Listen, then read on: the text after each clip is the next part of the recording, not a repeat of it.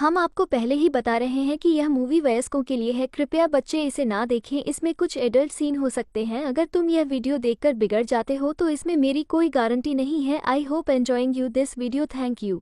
तो दोस्तों, स्वागत है आपका फिर से हमारे एक और एक्सप्लेनेशन वीडियो में। तो आज की इस वीडियो में हम बात करेंगे 1 दिसंबर 2023 में आई ब्लॉकबस्टर मूवी एनिमल के बारे में।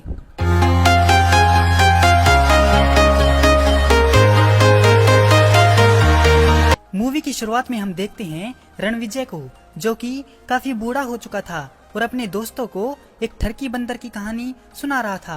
इसके बाद कहानी फ्लैशबैक में जाती है, जहां पर रणविजय एक 9-10 साल का बच्चा था और स्कूल में पढ़ रहा था। उसकी 2 बहनें भी थी। बड़ी बहन का नाम रीत था और छोटी बहन का नाम रूप। और आज उसके बाबूजी का बर्थडे था, जिनका नाम बलबीर होता है। तो वह वहां से जाने लगता है, लेकिन टीचर उसे क्लास से बाहर जाने नहीं देती और क्लास खत्म होने तक की उसे पनिशमेंट देती है। उसकी सजा पूरी होने के बाद वह घर आता है और अपने बाबूजी को ढूंढने लगता है। वह अपने बाबूजी से बहुत ज्यादा प्यार करता था, लेकिन उसके बाबूजी अपने बिजनेस के चक्कर में उसको समय नहीं दे पाते थे। जब उसको उसके बाबूजी घर पर नहीं मिलते तो वह अपनी फैक्ट्री, जिसका नाम स्वास्तिक होता है, में जाकर उनको ढूंढता है, लेकिन वह उनको वहां पर भी नहीं मिले। इसके बाद कहानी आगे बढ़ती है और विजय अब एक जवान लड़का बन चुका था।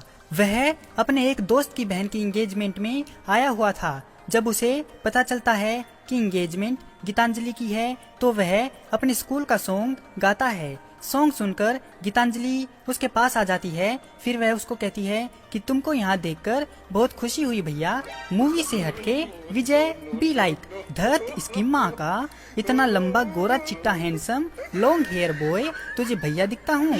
गीतांजलि उसे छोड़कर छत पर आ जाती है तो विजय उसको कहता है कि तुझे अमेरिका जाना था ना, यह तुझे अमेरिका कैसे ले जाएगा। फिर वह उसको एक अल्फा मेल वाली एक बात समझाकर उसका माइंड क्लीन कर देता है।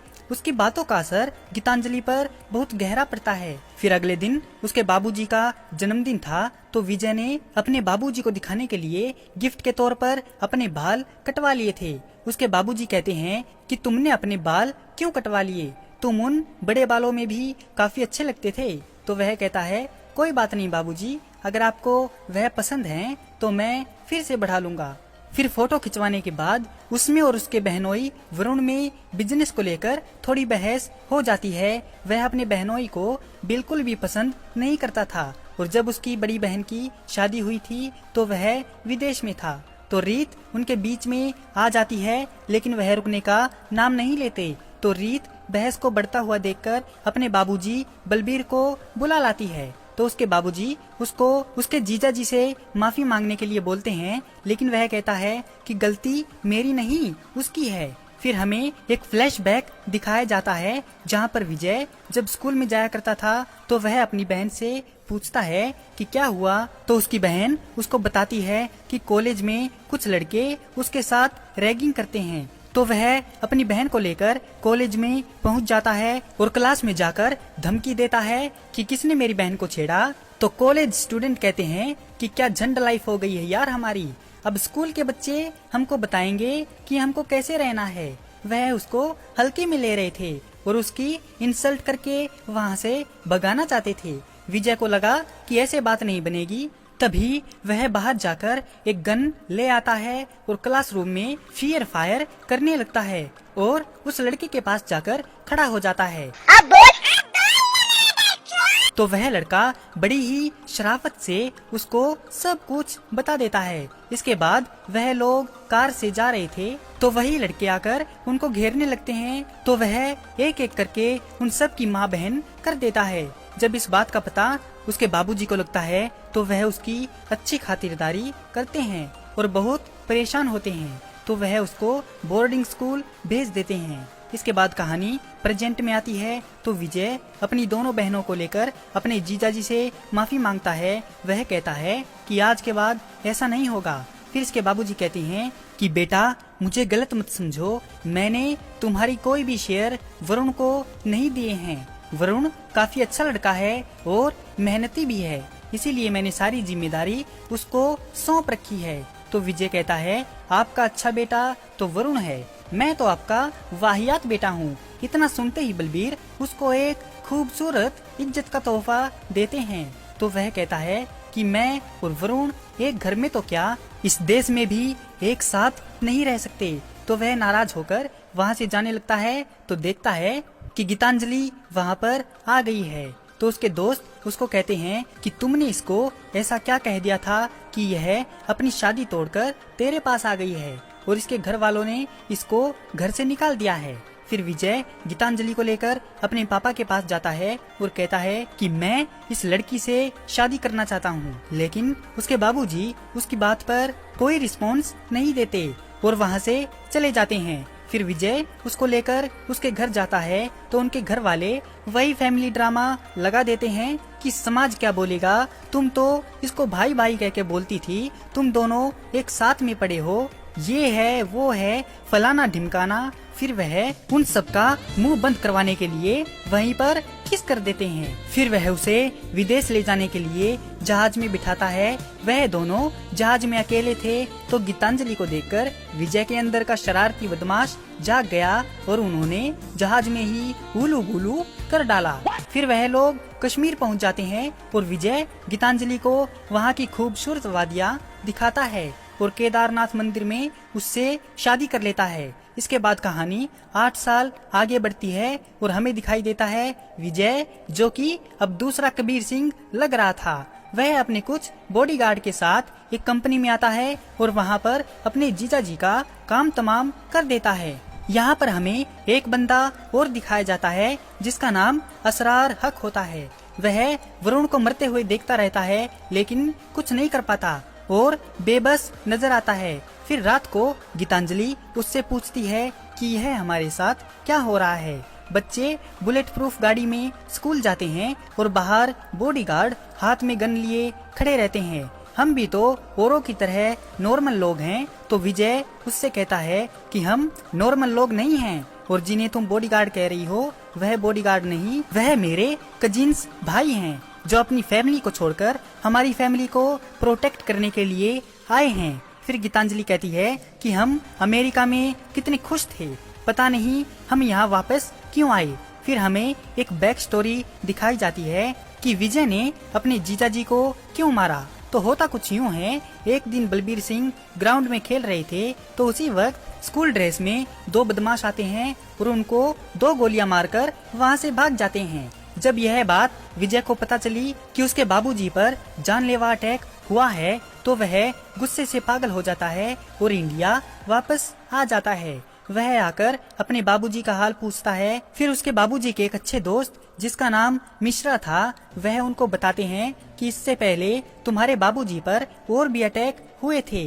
तो विजय कहता है कि जब बॉडीगार्ड्स के होते हुए भी बाबूजी पर हमले हुए हैं तो हमें कुछ ऐसे आदमी चाहिए होंगे जिन पर हम आंख बंद करके भरोसा कर सकें और अब आगे जो हम करेंगे उसके बारे में किसी को पता नहीं चलना चाहिए। फिर मिश्रा कहता है और जब से तुम्हारे बाबूजी पर अटैक हुआ है तब से कंपनी के कर्मी भी काम पर आने से मना कर रहे हैं। फिर विजय स्वास्तिक स्टील कंपनी में जाता है और वहाँ पर जाकर उन वर्करों को कहता है कि बाबूजी अब ठीक हैं और मैं 3 महीने में फिर लौटूंगा बाबूजी को आप सबसे मिलवाने के लिए। और मैं आपको यह भी विश्वास दिलाना चाहता हूँ कि जिसने भी बाबूजी पर हमला किया है मैं उसका गला अपने हाथों से काटूंगा। विजय की दमदार स्पीच सुनकर उन वर्करों में जोश आ जाता है और वह लोग फिर से काम पर लग जाते हैं। फिर वह पंजाब जाता है अपने दादाजी के भाई के पास मदद मांगने के लिए।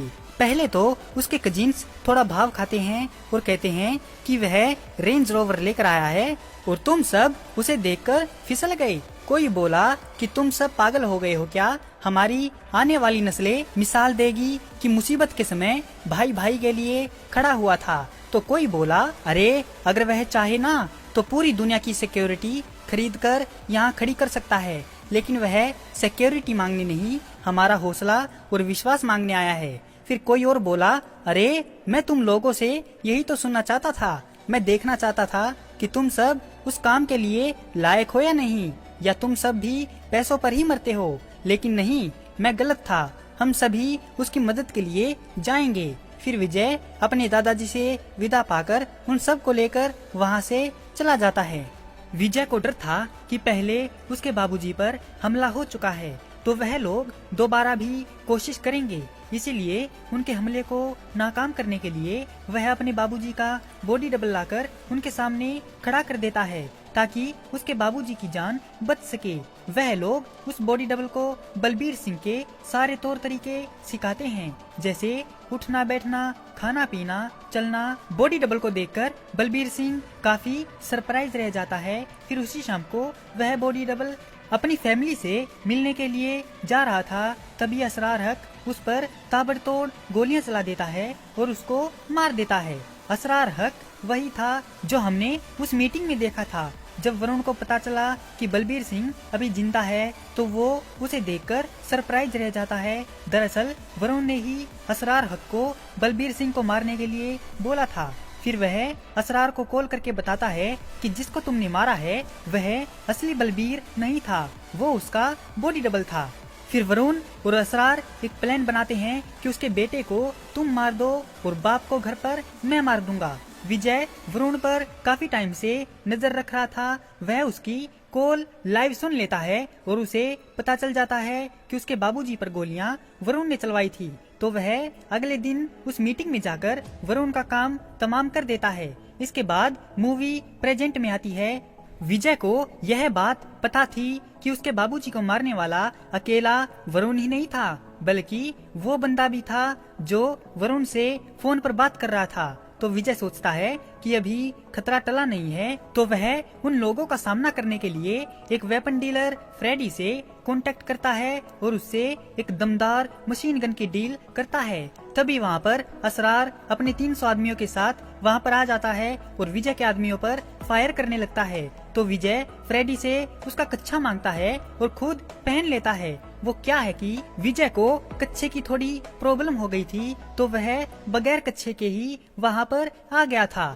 कच्छे की इज्जत लुट जाने के बाद फ्रेडी बी लाइक धत इसकी माँ का, मेरा इतना अच्छा कच्छा मुझसे छीन ले गया, मेरी तो कोई इज्जत ही नहीं है। फिर विजय और उसके भाई मिलकर काफी आदमियों को ढेर कर देते हैं। तभी एक बदमाश उन सब लोगों पर ग्रेनेड फेंक देता है, लेकिन वह लोग उन ग्रेनेड्स को उठाकर उसी के मुंह पर दे मारते हैं। एक ग्रेनेड विजय के पैरों में भी आकर गिरता है और ब्लास्ट हो जाता है, जिससे विजय के कान डैमेज हो जाते हैं और उसे सुनना बंद हो जाता है। तभी वहाँ पर और भी बंदे आ जाते हैं और विजय को कुल्हाड़ी के साथ चैलेंज करते हैं। फिर विजय कुल्हाड़ी लेकर उनके पास चला जाता है और उनको काटने लगता है और उसके भाई गाना गाने लगते हैं अर्जुन वेली ने। विजय उनको काटता जाता है और वह गाना गाते जाते हैं। इसके बाद में वह लोग उस मशीन गन को अनबॉक्सिंग करते हैं। तो फ्रेडी कहता है कि बॉयज, ये गन है imagination in Delhi, manufacturing in Bangalore, assembled in Maharashtra, 100% made in India, आत्मनिर्भर भारत। यहाँ पर फ्रेडी मोदी जी को साफ साफ रिप्रेजेंट कर रहा था। इतने में ही वहाँ पर वह बदमाश लोग आ जाते हैं। तो विजय भी वह मशीन गन लेके निकल पड़ता है और उन पर टूट पड़ता है। विजय उन सबको मार रहा होता है और असरार छुपकर उसे देख रहा होता है और जैसे ही उसे मौका मिला उसने विजय पर गोलियां बरसा दी। वह लोग उसे पकड़ लेते हैं और विजय उसके मुंह में बंदूक तान देता है। तभी उसके भाई आबिद का फोन आता है। तो विजय उसको कहता है कि तुमने यह पूछने के लिए फोन किया है ना कि मैं अभी तक मरा हूँ या नहीं। फिर विजय कहता है कि मैं अभी जिंदा हूँ और तुम मेरे पीछे मत आना, क्योंकि अब मैं तेरे पीछे आऊंगा तुझे पूरी तरह से खत्म करने के लिए। तेरा भाई मेरा नाम सुनना चाहता था ना, तो मेरा नाम है रणविजय सिंह बलबीर। इतना कहते ही विजय ने असरार के मुंह में गोली मार दी। गोली मारते ही विजय बेहोश हो जाता है और कई दिनों तक हॉस्पिटल में कोमा में पड़ा रहता है। जब उसे होश आता है तो उसे पता चलता है कि उसके सुनने की शक्ति खत्म हो चुकी है और डॉक्टरों ने जवाब दे दिया है कि अब उसका दिल खराब हो चुका है और जब तक हम उसका दिल नहीं बदलेंगे तो यह ज्यादा दिन तक जिंदा नहीं रह सकेगा। इसके बाद वह काफी दिन तक घर पर ही रहता है, जिससे उसका वेट बढ़ जाता है और वह तूफान के देवता थोर की तरह फैटी हो जाता है। अब उसका 6 पैक फैमिली पैक बन चुका था। फिर इसके बाद आधे से भी ज्यादा मूवी जाने के बाद हमें दिखता है असरार का भाई अबरार हक, जो कि अपनी तीसरी शादी करने की तैयारी कर रहा था और एक जाम अपने सिर पर रखकर नाच रहा था। उसका छोटा भाई आबिद, जो कि उसके ट्रांसलेटर की तरह काम करता है, वह उसकी बीवी को बता रहा है कि वह बोल नहीं सकता, लेकिन वह बचपन से गूंगा नहीं है। उसने एक रात दादा जान को जलते हुए देख लिया और उसकी आवाज चली गई। वहाँ पर दो बंदियां भी खड़ी थी, जो कि अबरार को पार्ट टाइम बुकिंग देती थी। अब यहाँ पर इसका क्या मतलब है वो मैं आपको नहीं बताऊंगा, क्योंकि आप पहले से ही काफी समझदार हो। आप लोग समझ ही गए होंगे। फिर वह लोग निकाह करने के लिए स्टेज पर आते हैं। इसके बाद एक आदमी भागा भागा आता है तो अबरार का छोटा भाई उसको पकड़ने की कोशिश करता है, लेकिन वह उसके हाथों से छूट जाता है और वह अबरार के पास आकर उसके कानों में बताता है कि असरार दिल्ली में मारा गया।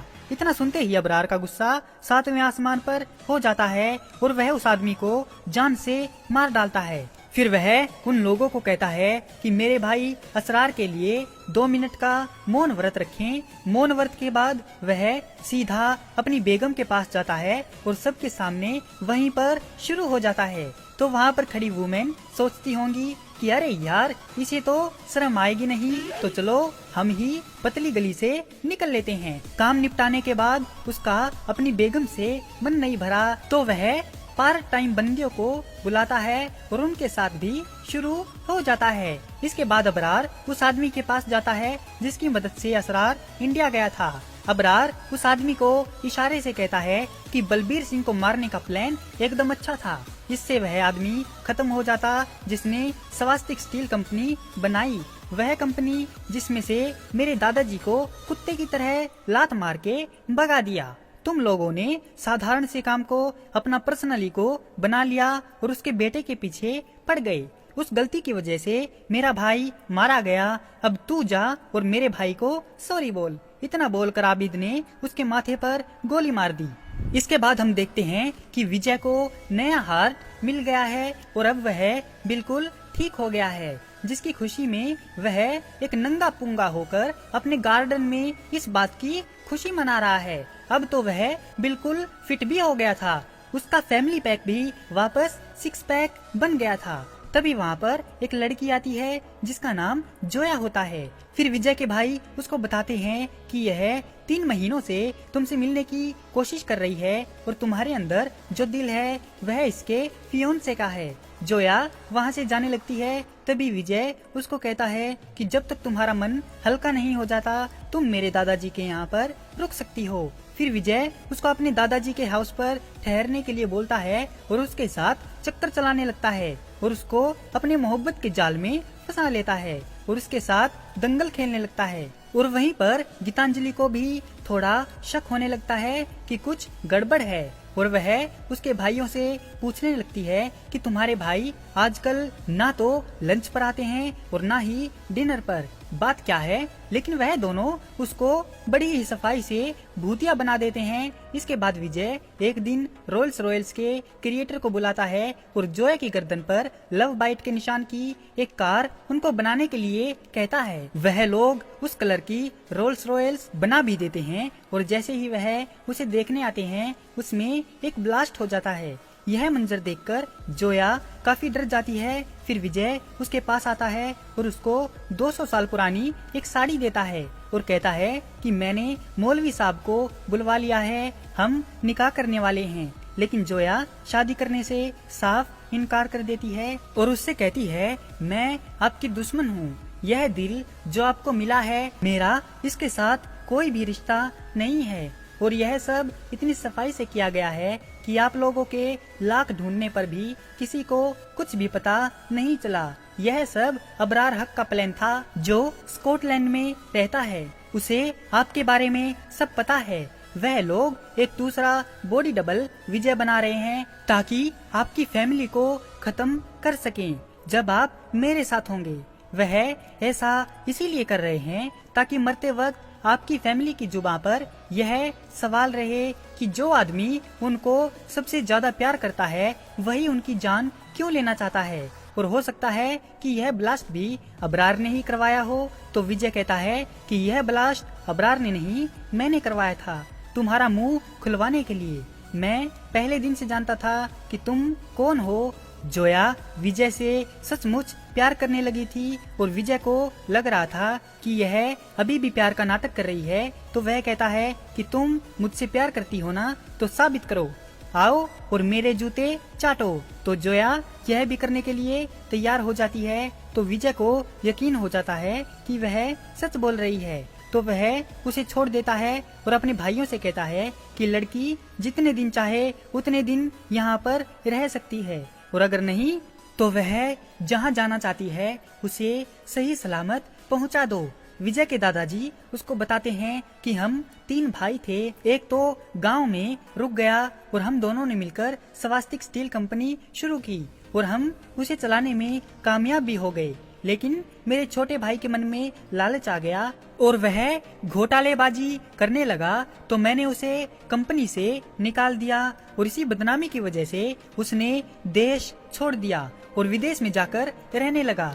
उसने वहाँ पर अपना धर्म भी परिवर्तन कर लिया था और एक मुस्लिम बन गया था। फिर कुछ सालों बाद खबर आई कि उसने अपने आप को जलाकर आत्महत्या कर ली है। और फिर जब बलबीर ने स्वास्तिक संभाली तो उसका बेटा आया था मदद मांगने के लिए।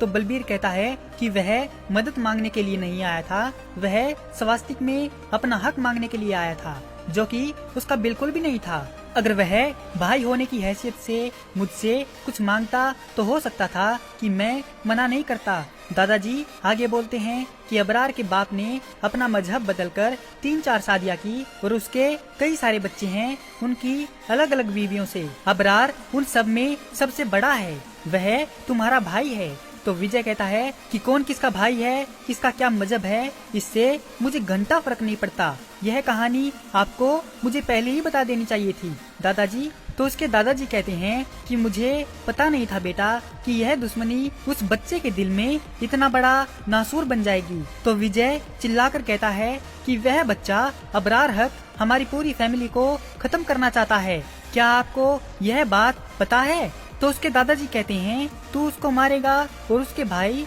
उसके बच्चे तेरे पीछे आएंगे। अगर ऐसे ही रहा तो ये लड़ाई कभी खत्म नहीं होगी।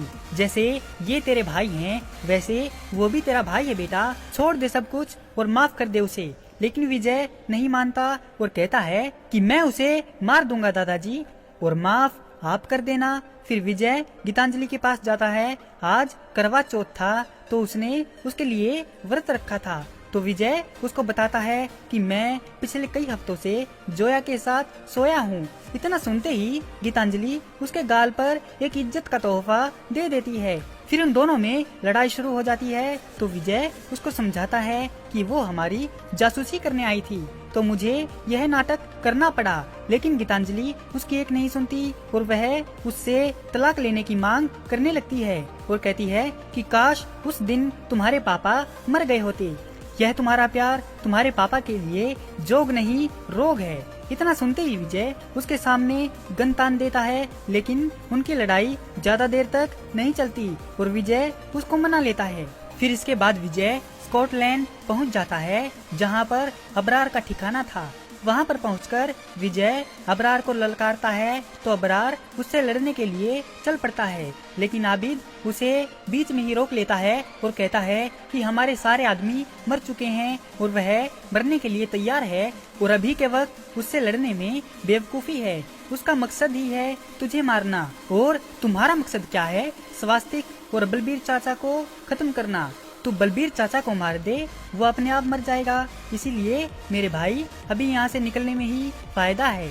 उसकी बात अबरार को समझ आ जाती है और वह वहाँ से भाग जाता है। विजय और उसके भाई अबरार को हर जगह ढूंढते हैं लेकिन उन्हें वह नहीं मिलता। लेकिन उसे उसकी बीवियां जरूर मिलती हैं और वह भी मिलती है जिसके साथ उसने दंगल खेला था। अब वह एक बच्चे की माँ बनने वाली थी।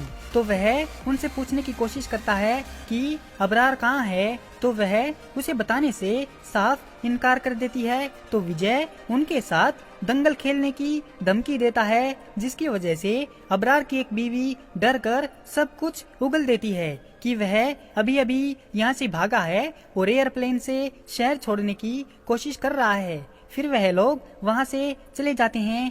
उन बेगमों की इन्फॉर्मेशन बिल्कुल सही थी। अबरार एयरप्लेन से वहाँ से भाग रहा था, तो विजय अपनी गाड़ियों से उसके प्लेन को घेर लेता है। फिर अबरार सोचता है कि अब मेरे पास और कोई चारा नहीं बचा, लगता है एक फाड़ू एंट्री मारनी ही पड़ेगी।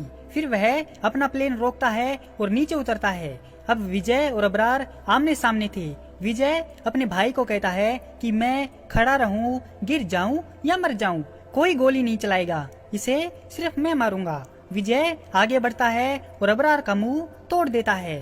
फिर अबरार सोचता है, हाँ, तूने अपना एक्शन बहुत कर लिया, अब मेरी बारी है। फिर अबरार विजय को एक ऐसा पंच मारता है जिससे विजय को उसकी नानी याद आ जाती है और उसके मुंह से खून गिरने लगता है। तो विजय के भाई उस पर गन तान देते हैं, तो वह इशारे से मना कर देता है।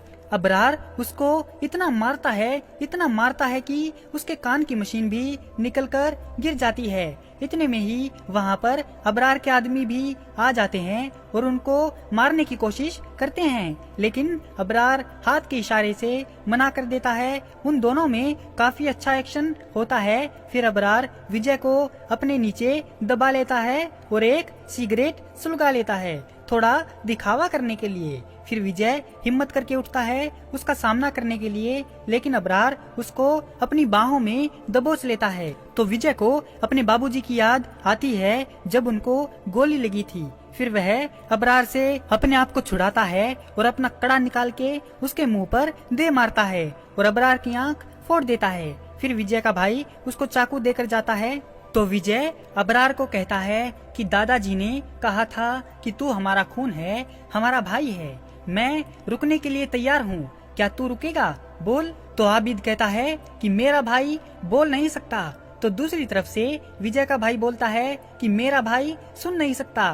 तो विजय उसको कहता है कि मैंने अपने बाबूजी के साथ पूरा एक दिन भी नहीं बिताया है, क्या तू उनका पीछा छोड़ देगा, क्या तू रुक जाएगा, बोल। तो अबरार उसको उंगली करते हुए इशारे में कहता है, क्या कहा तूने, मैं रुकूंगा अजी घंटा। तो विजय को बहुत गुस्सा आता है और वह आगे बढ़कर उसका गला काट देता है। इसके बाद वह उसी हालत में जाता है अपने बाबूजी के पास और वह चाकू अपने बाबूजी को थमा देता है और कहता है कि मैं जीत गया, मैं दुश्मन को खत्म करके आ गया। फिर अगले दिन उन दोनों बाप बेटों में किसी बात पर अनबन हो जाती है, तो वह लोग एक गेम खेलते हैं जिसमें उसके बाबूजी को एहसास होता है कि मैंने अपने बेटे के साथ बहुत ही गलत किया है और वह उससे माफी मांगते हैं। इस मूवी के पोस्ट क्रेडिट सीन में हम देखते हैं अबरार का घर, जहां पर एक बंदा अपने दोनों हाथों में 2 छुरा लेकर आता है।